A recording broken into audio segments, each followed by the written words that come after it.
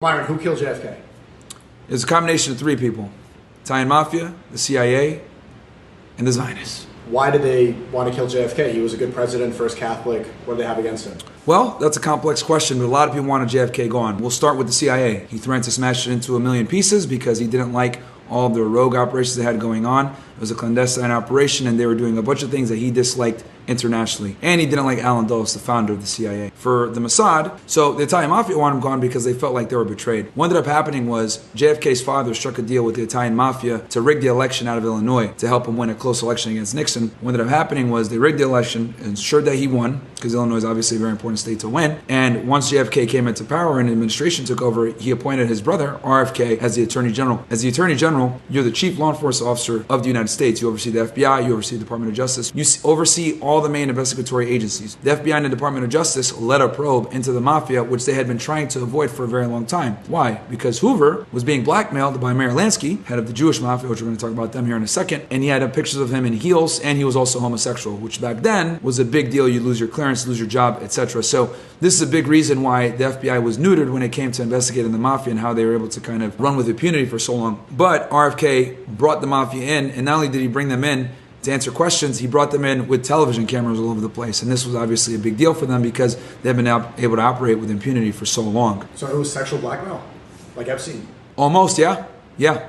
He had compromising photos of him hooking up with his deputy director. And it was widely known that Hoover was gay. It's just that the general public didn't know it. How were they able to get away with it and call it a conspiracy for so many years? Well, they've been able to hide behind classifying it and releasing things here and there, changing the names of certain things, and they've been able to kind of avoid it. And the biggest reason why they're still classified, and this is what everyone doesn't want to talk about, is because our greatest ally was absolutely involved in the death of John F. Kennedy and his brother. Why would our greatest ally kill one of the most beloved presidents of all time? Because he threatened their nuclear program. Why was Israel building a nuclear program? Well, after the Suez Canal crisis in '56, if I'm not mistaken, Israel understood that they needed the nuclear bomb to be able to deter the Arab world from continuing to attack them, and they understood that if they didn't have nuclear superiority in the region, it would greatly affect their ability to exist into the continuing decades. So what ended up happening was they stole uranium from Pennsylvania, out of Apollo, Pennsylvania, from a factory, and they smuggled it to Israel, and they started running a nuclear program out of Dimona, and they did this secretly with the aid of the French. Are American politicians aware of Israel's involvement in the murder of JFK? I don't know if the contemporary politicians know, but the politicians back in the day absolutely knew, and they played a role because they wanted him gone. And Kennedy had a lot of enemies, to include his vice president, Lyndon B. Johnson. Lyndon B. Johnson actually strong-armed Kennedy by becoming his vice president because he knew that he had a problem with women. He was a womanizer. And they basically told him, look, if you don't put me on the ticket as your vice president, we're going to come out and expose the fact that you've been committing adultery, which back then in the 60s and 50s, guys, was a big deal. Adultery as a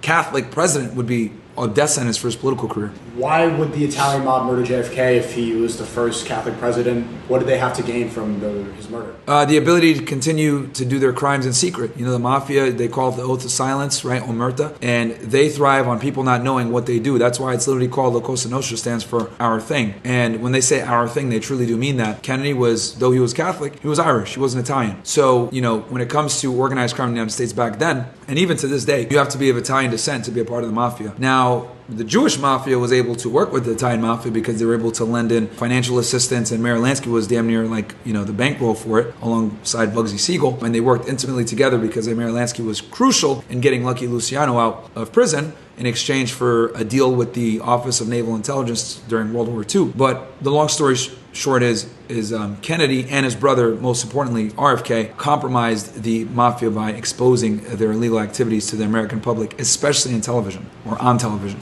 So is this information enough to determine if Israel is our greatest ally or not?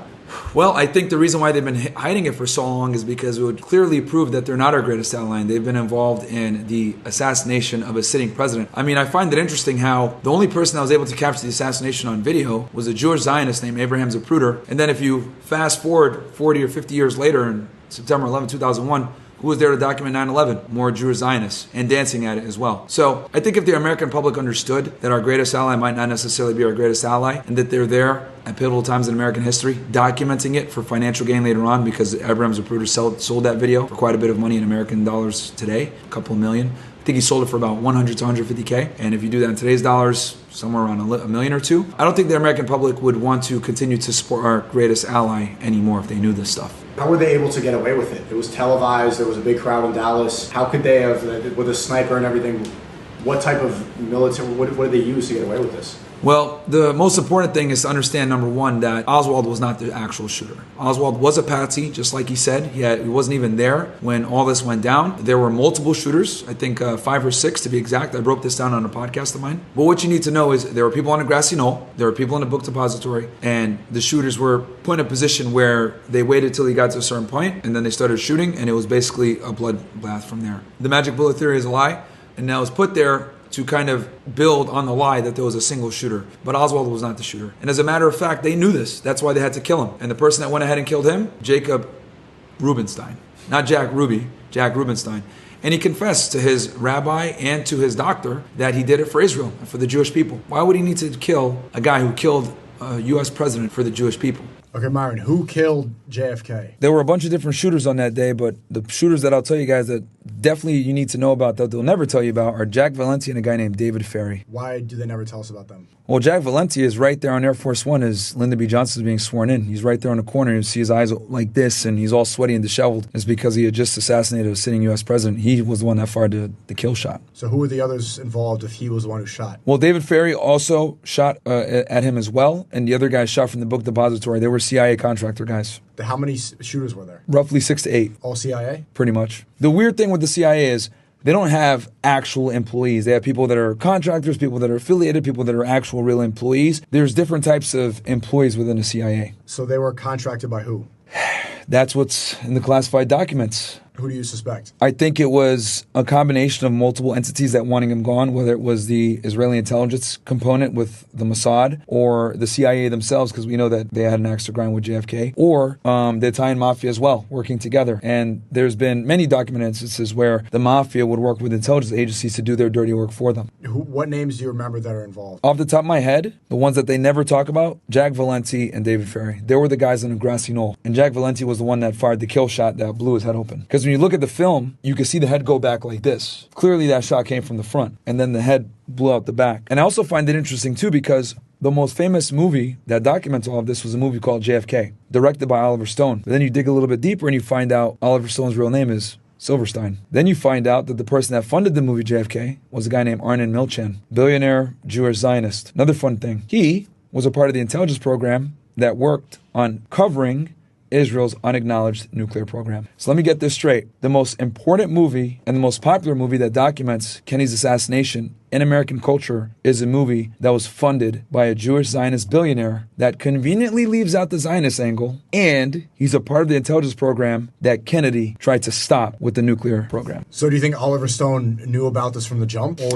was he also a contracted? I think he has good intentions, but at the end of the day, the people that foot the bill get to dictate the movie. And in this case, it was a billionaire guy that just so happened to be Israeli intelligence and worked on making sure Israel's nuclear program was never publicly acknowledged. What was the grassy knoll? The grassy knoll was an area where there was a fence where people and multiple witnesses said that they heard shots fire from. And it makes sense because when you look at the way JFK was hit and the way that his body and his head pulled back like this, it's very obvious that the shots came from the front. But everyone tries to sit there and say the single bullet theory from the book of depository because that is what makes Oswald the alleged shooter. And that's why they had to kill Oswald, because he wasn't there. And they knew when the evidence actually came out and the Dallas Police Department had to go ahead and figure out who actually killed him, there would have been a problem with them being able to prove him guilty beyond a reasonable doubt. So they needed him dead because he would have blew a hole in the entire story. Another funny thing a lot of people don't know, when Oswald was perp walked in front of the Dallas Police Department, he was instructed to be perp walked like that by a guy named Sam Bloom. Who's Sam Bloom? One of the members of the Texas Citizens Council that funded that trip for JFK to come down to Dallas. And who ran the Texas Citizens Council?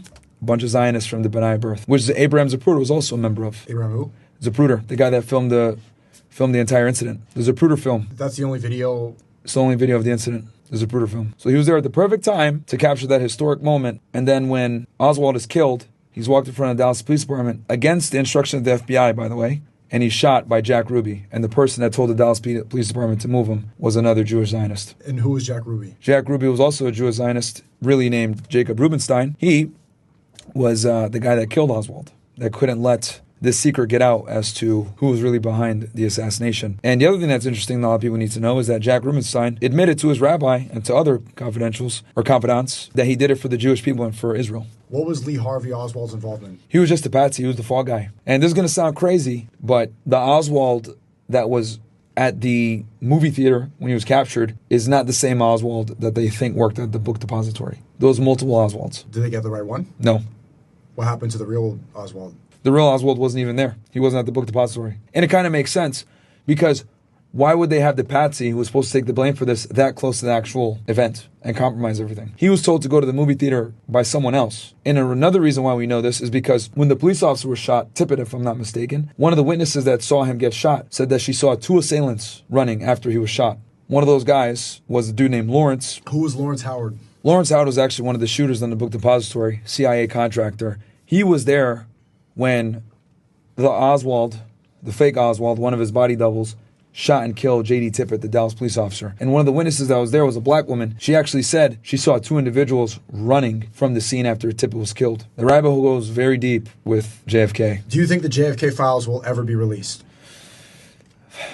I don't think so, man. I think if the American public knew that a foreign government, Israel, an intelligence agency, the CIA, and organized crime, the Mafia, colluded together to kill a sitting U.S. president, they would never trust the government again. And government trust at its all-time low. The files would only exacerbate the problem.